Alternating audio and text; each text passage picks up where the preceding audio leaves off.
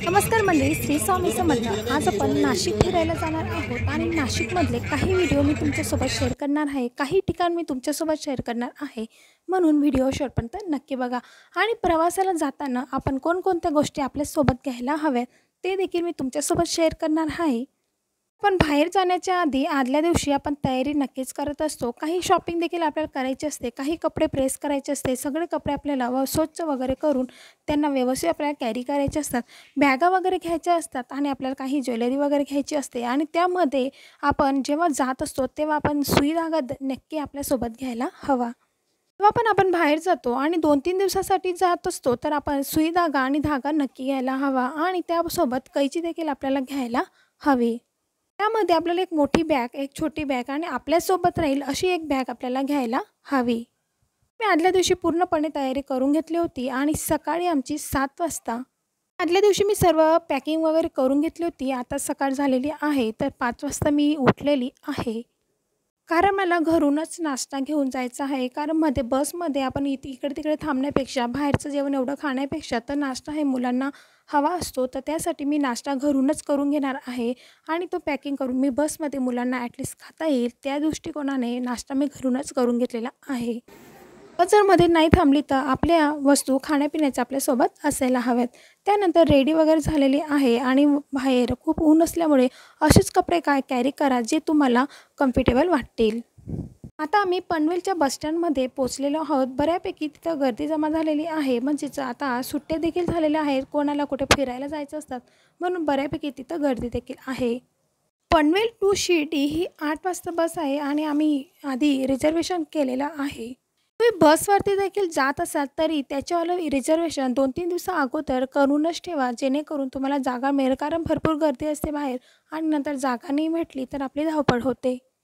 मुलांची आणि आम्ही रिझर्वेशन नक्कीच करून घेतो. कुठेही जायचं असेल तर आधी आम्ही बस जरी असली, कोणतीही असेल, ट्रेन असेल, ट्रॅव्हल्स असेल, त्याचे रिझर्वेशन आम्ही ऑनलाईन नक्की करत असतो. आणि काही वेळेस काय होतं की सगळे बुकिंग असतात आणि आपण डायरेक्ट गेलो तर आपल्याला जागा मिळत नाही आणि मग आपल्या कोणत्याही बसवरती बसावं लागतं आणि थोडं ॲडजस्ट करावं लागतं. त्यापेक्षा बुकिंग केलेलं कधीही चांगले आहे.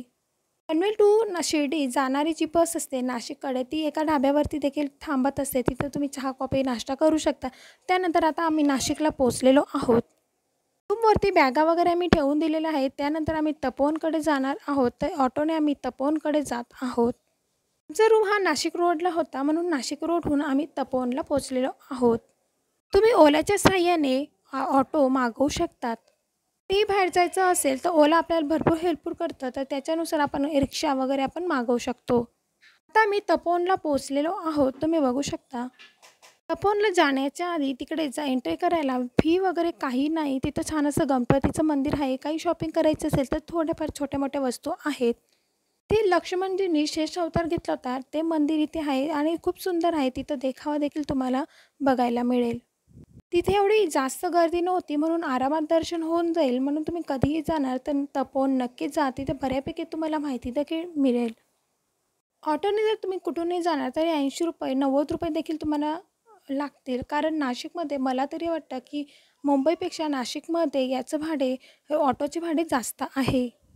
पुढे गेल्यावर तिथे रामाचं देखील स्टॅच्यू आहे. तर आता आम्ही बाहेर निघत आहोत. तिथं आम्ही रामनवमीला गेलेलो त्यामुळे तिथे हनुमान जयंतीला गेलेलो त्यामुळे तिथं डेकोरेट वगैरे केलेले आहे. जर तुम्ही नाशिकमध्ये कधीही जाणार तर तपोवन नक्की जा. खूप छान वातावरण आहे आणि तिकडे तुम्हाला बऱ्यापैकी चांगलं बघायला मिळेल.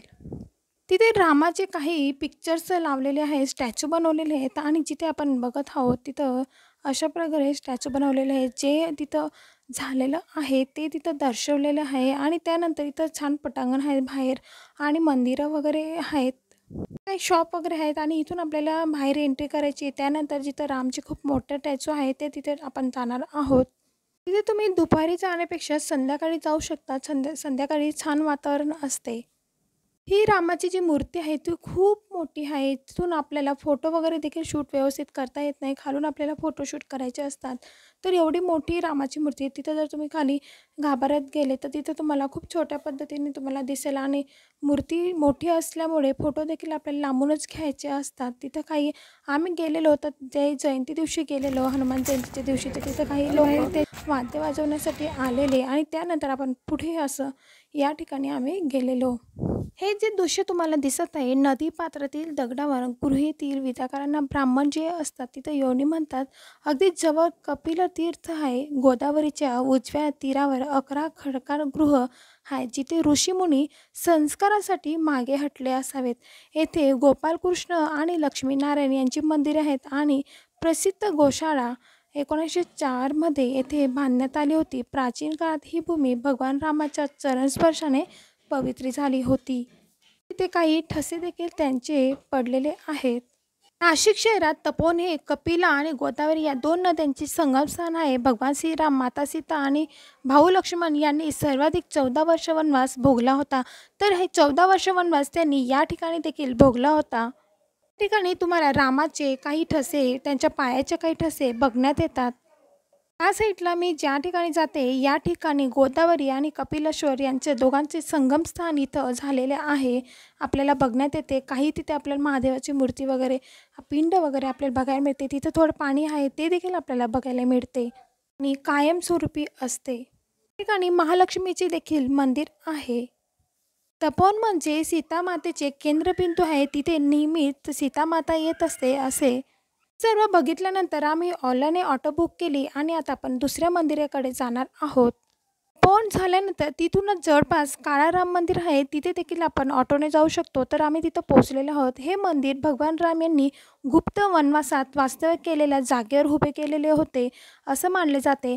म्हणजे 1782 मध्ये सरदार रंगराव ओढेकर यांनी जुन्या लाकडी मंदिराच्या जागेवर हे मंदिर बांधले होते. हे काम 12 वर्ष चालले असे म्हटले जाते. दररोज 2000 लोक काम करत होते. हे पश्चिम भागातील रामजीच्या सर्वोत्तम आधुनिक मंदिरांपैकी एक आहे असं मानण्यात येते. इकडे आम्ही गेल्यानंतर खरंच त्याचं बांधकाम सुंदर केलेलं होतं आणि त्या जागेवर एवढा थंडावा वाटत होता. बाहेर आपल्याला गरम वाटत असले तरी मंदिराच्या अवतीभोवती थंडावा जाणवत होता. मंदिर देखील खूप छान होते. आतमध्ये फोटो घेण्याची एंट्री नाही, बाहेरूनच थोडा व्हिडिओ करण्यात आलेला आहे आणि आतमध्ये मंदिर देखील खूप सुंदर आहे. छान मोठ्या जागेवरती हे मंदिर बांधण्यात आलेले, सगळं दगडी काम करण्यात आलेलं आहे. प्रत्यक्ष जेव्हा तुम्ही जाणार तेव्हा तुम्हाला नक्कीच आवडेल आणि जेव्हा तुम्ही नाशिक जाणार तेव्हा या मंदिराला नक्की भेट द्या. मी बरेच सारे व्हिडिओ तुमच्यासोबत शेअर करणार आहे. नाशिकचा माझा 3 दिवसाचा टूर्स होता, तर त्याच्यातले काही ठिकाणं मी बघितलेलं आहे ते तुमच्यासोबत मी शेअर करणार आहे. आता आम्ही संध्याकाळची जी आरती असते गोदावरीची, ती आरतीचा व्हिडिओ तुम्हाला मी नक्की शेअर करणार आहे पुढच्या व्हिडिओमध्ये, पुढच्या ब्लॉगमध्ये. गोदावरी आरतीसाठी आपल्याला इथूनच चालत जायचं आहे. पुढे आपण जाऊ शकतो. गोदावरी आरतीचा मी व्हिडिओ शेअर करणार आहे, म्हणून तुम्ही पुढच्या ब्लॉगमध्ये नक्की बघा. पुन्हा भेटूया.